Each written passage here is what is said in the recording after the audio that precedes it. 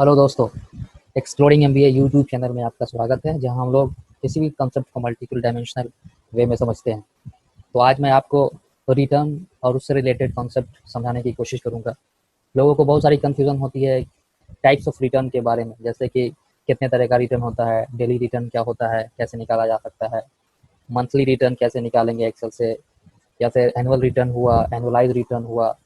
इन सारी रिटर्न में बहुत कन्फ्यूजन होती है, जिसको मैं आज एक्सेल की मदद से निकालना सिखाऊंगा आपको। मुझे उम्मीद है कि आप इस वीडियो को ज़रूर पसंद करेंगे। तो सबसे पहले हम लोग अ, किसी भी स्टॉक्स का रिटर्न निकालेंगे। किसी भी कंपनी के स्टॉक्स का जो रिटर्न होगा, उसी पे इस कंसेप्ट को समझेंगे कि कैसे उस कंपनी का daily return, absolute return, annual return, average return, CAGR, SAGR कैसे कैलकुलेट कर सकते हैं, वही हम देखेंगे। तो चलते हैं हम लोग। एनएससी इंडिया की वेबसाइट आप लोग जानते होंगे, www.1.nscindia.com जो वेबसाइट है, उस पर हम लोग जाएंगे और यहाँ से हम लोग देखेंगे।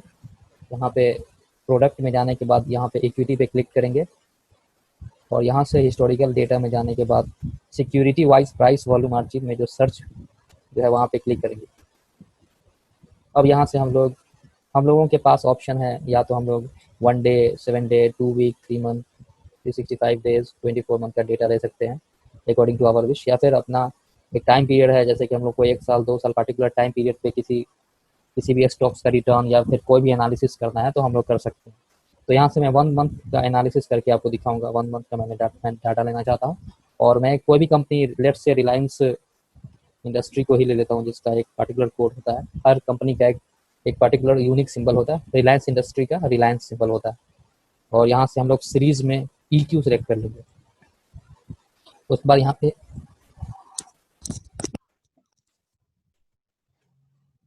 पे गेट डेटा में आएंगे और यहाँ से हम लोग download file in CSV format, ये CSV फॉर्मेट में एक फाइल डाउनलोड करेंगे, उसके बाद हम लोग एनालिसिस करेंगे।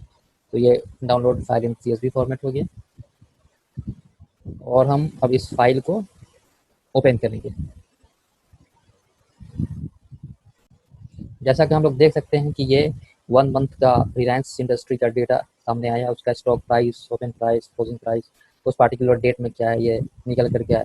तो हमको इन सारी चीज़ों से लेना नहीं है, हम लोग सिर्फ डेट और जो है क्लोजिंग वैल्यू है स्टॉक प्राइस का, उस पार्टिकुलर डेट में जो क्लोजिंग वैल्यू है उसको लेना है, बाकी को डिलीट करना है। तो हम लोग डिलीट कर देंगे इन सारी चीज़ों को। तो डिलीट करते हैं यहाँ से, ये डिलीट हो जाएगा और ये सब भी डिलीट कर देंगे। हमको सिर्फ क्लोजिंग प्राइस और डेट लेना है, इसलिए मैं इन सब सारी चीज़ों को डिलीट कर रहा हूँ और यहाँ से ये सब चीज़ डिलीट हो जाएगी। अब ये हमारा डेट आ गया और क्लोजिंग प्राइस आ गया। अब इसी के बेसिस पे हम लोग जितना भी रिटर्न, जितने तरीके का जो रिटर्न है वो निकालना सीखेंगे कि कैसे निकाल सकते हैं। तो हम लोग यहाँ पे जान सकते हैं 11 जून से लेकर के 10 जुलाई का डेटा हम लोगों के पास है। ये जो स्टॉक प्राइस है रिलायंस इंडस्ट्री का जो स्टॉक प्राइस है, उसकी वैल्यू है क्लोजिंग प्राइस। तो यहाँ से अब हम लोग रिटर्न निकालते हैं।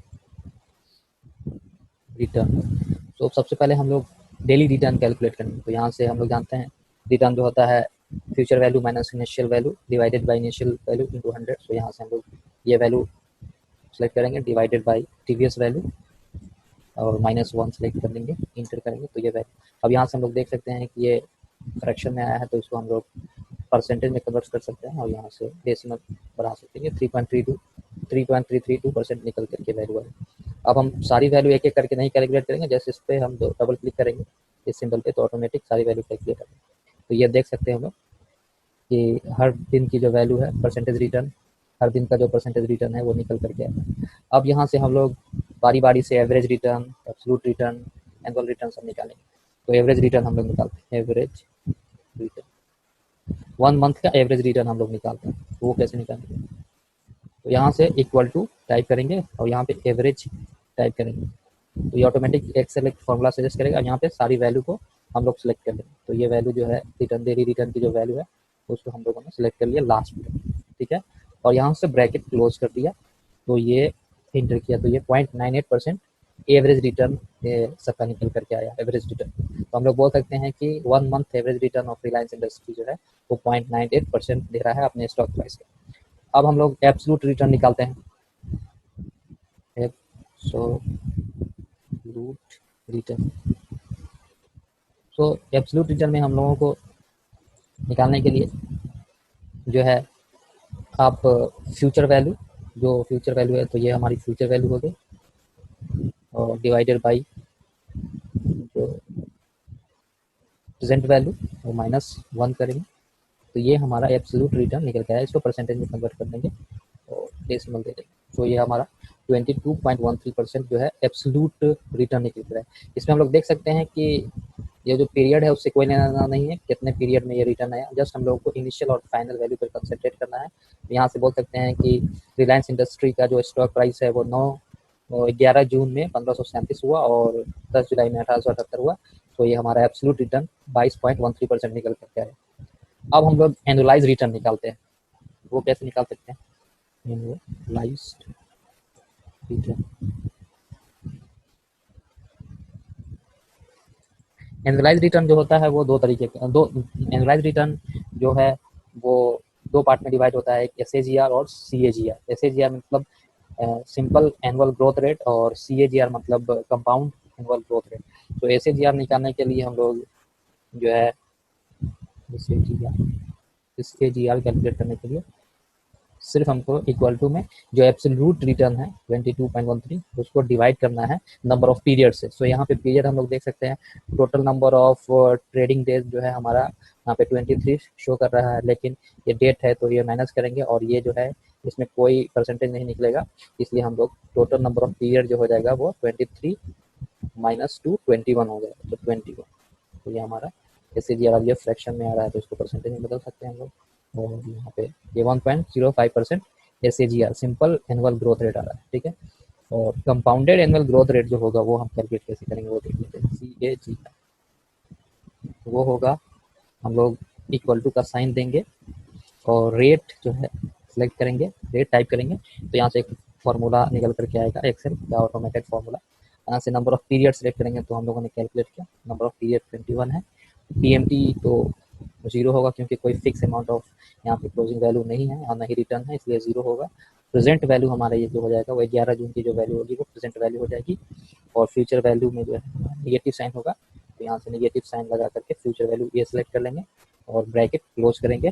तो ये हमारा इसको जो है हम लोग ये हमारा 0.96 CAGR निकल करके। तो इस तरीके से हम लोग देख सकते हैं कि ये डेली रिटर्न हम लोगों ने कैलकुलेट किया, एवरेज रिटर्न कैलकुलेट करना सीखा, एब्सोल्यूट रिटर्न कैलकुलेट करना सीखा, एसएजीआर कैसे कैलकुलेट करते हैं वो हम लोगों ने सीखा, सीएजीआर कैसे निकाला जाता है वैसे वो हम लोगों ने सीखा।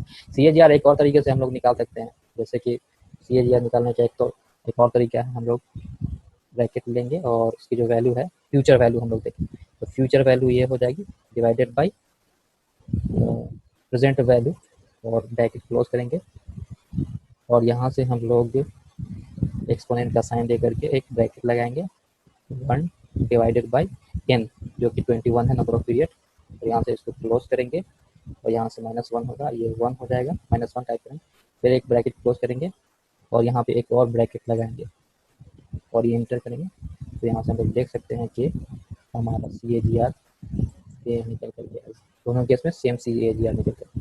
तो होप ये वीडियो आपको बहुत पसंद आया होगा। Thank you so much for watching this video.